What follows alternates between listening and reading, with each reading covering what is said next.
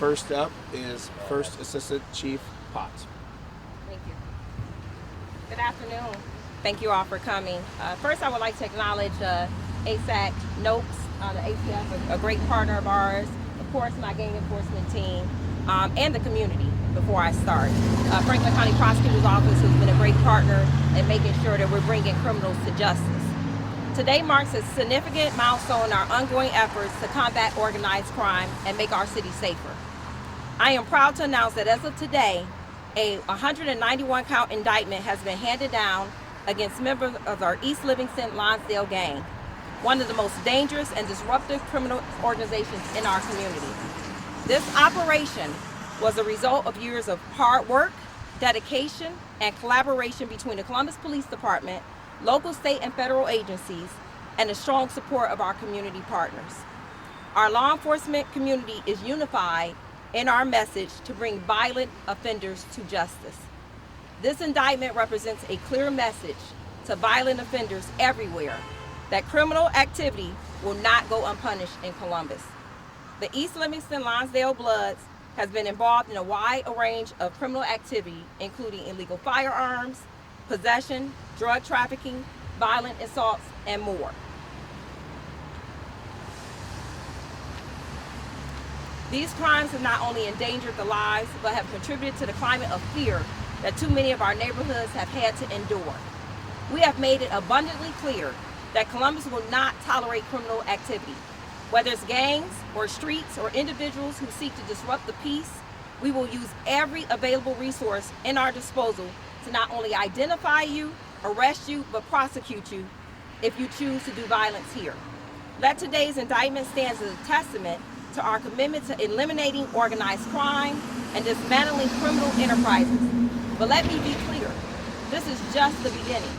This indictment is part of a broader, ongoing strategy to target gangs and organized criminal enterprises operating within our city footprint. We will continue to utilize all of the tools at our disposal, including intelligence sharing, surveillance, and coordination with our federal, local, and state partners. We are committed to relentlessly pursuing those who profit from crime and threaten our community's safety. While this indictment is a major step forward, the fight against crime will require all of us to continue to work together. We cannot do this alone. We depend on the support of our community members. We depend on the support of our law enforcement agencies. We also depend on you, if you see something, to say something. We are deeply committed to addressing gun violence that has plagued the city for far too long. The presence of illegal firearms on our street is a direct threat to everyone involved. We will continue to prioritize the removal of illegal guns with our state, local, and federal agencies and trace those firearms and hold those accountable who choose to use them in the commission of a crime.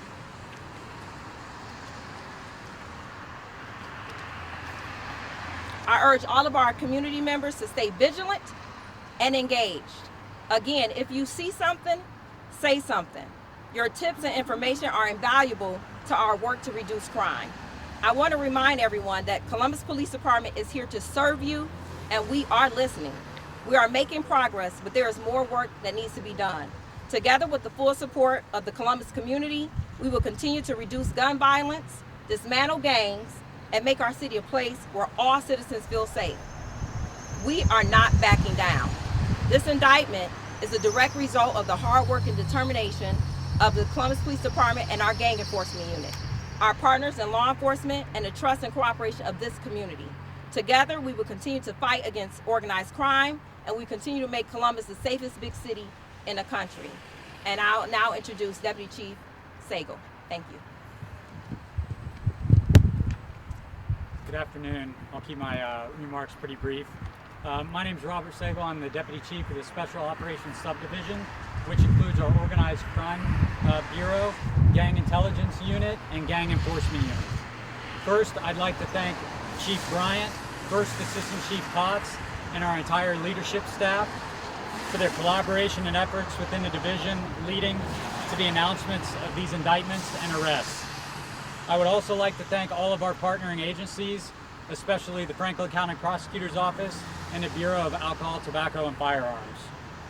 We're here to highlight the work being done to eradicate gang and group violence in our city and continue to send a clear message that we will pursue violent offenders and their entire groups for as long as we need in order to disrupt their pattern of lawlessness. It is the mission of the Division of Police to focus on the deterrence of violent crime, and our analysts use data on violent crime trends to help identify those affiliated with gangs or groups perpetuating violence and using the sale of illegal narcotics to fund all of their illegal activities. In this operation, the trends pointed our focus to right here on the corner of Livingston and Lonsdale and all the members of the Livingston and Lonsdale Bloods. Our officers worked tirelessly over the past 2 years, making numerous arrests, countless hours of surveillance and investigation, search warrants, and working with all of our partner agencies to build this case. When our communities are negatively affected by groups and gangs like this, we will not stop until we can disrupt or dismantle their illegal activities. I am proud of the work of our officers and our partners. We could not do any of this without the support of the community and the information they provide us. We will continue to listen as we focus our resources towards disrupting violence and making Columbus the safest big city in America. I would now like to introduce one of our important partners in reducing violent crime, Assistant Special Agent in charge of the Bureau of Alcohol, Tobacco, and Firearms, John Noakes.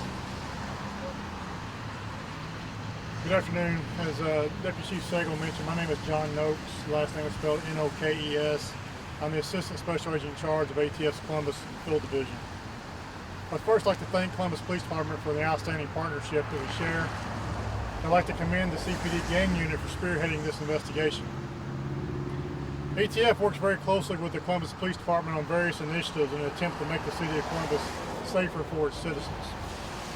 We're most proud of the daily collaboration that we share at the Central Ohio Crime Gun Intelligence Center located here in Columbus. Along with our partners from the Ohio Bureau of Criminal Investigations, Ohio State Highway Patrol, Ohio Narcotic Intelligence Center, the Franklin County Prosecutor's Office, and the United States Attorney's Office for the Southern District of Ohio, our investigators and intelligence analysts work side by side, day in and day out, to allow intelligence and data to drive our investigations. Collectively, we leverage that information and the resources from the various agencies to target those individuals and groups that are driving much of the violence in this city. This investigation is one example of many that we're currently working in the region.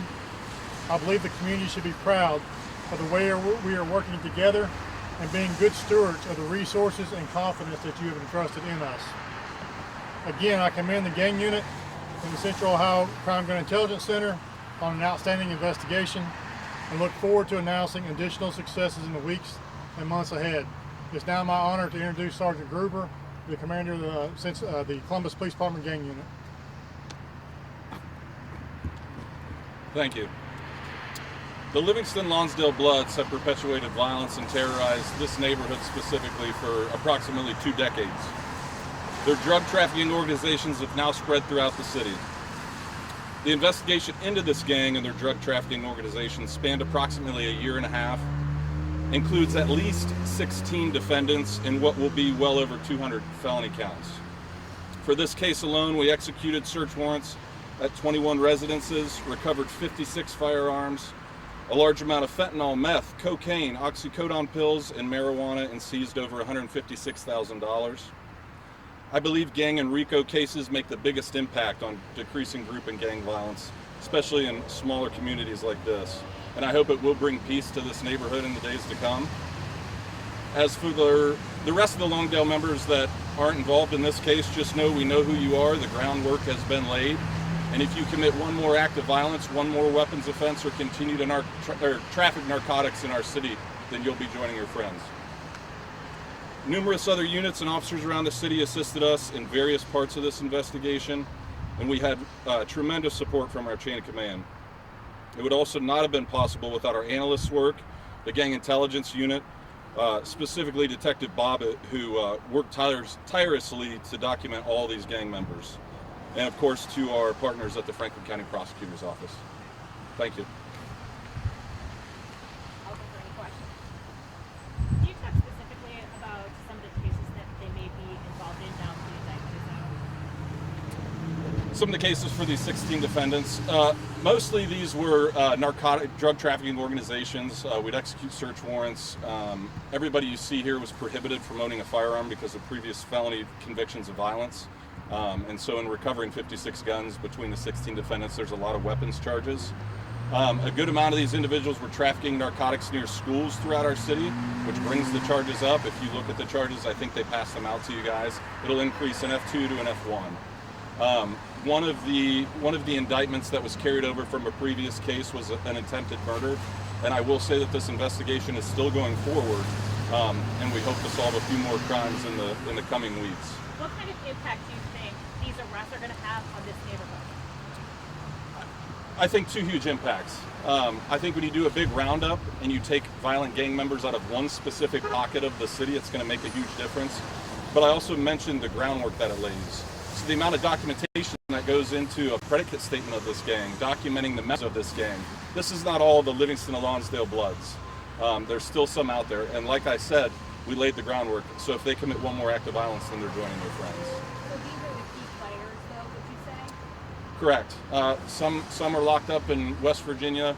I think one made it out to Pennsylvania, but we still have some members here in the city, and they'll be facing the same consequences if they continue perpetuating violence in Columbus. Have you had the opportunity, kind of going off the police have you had the opportunity to talk to any people in that neighborhood post these arrests, and what are their thoughts? You talked mentioned the fear. Sure. So we've executed search warrants all around the city. Now, for 2 decades, I think maybe starting in 2004, it started very much right here in this neighborhood. And up until a few years ago, it spread throughout the city. So neighbors have been extremely thankful when we shut down drug houses, prostitution houses that are being supplied by Livingston and Lonsdale Bloods. I had the opportunity to work out here on patrol, and I know that they're going to be very thankful that their kids can play outside without having to worry about ricochet bullets or aggravated robberies or just open-air drug trafficking. A lot of violence stems from drug trade.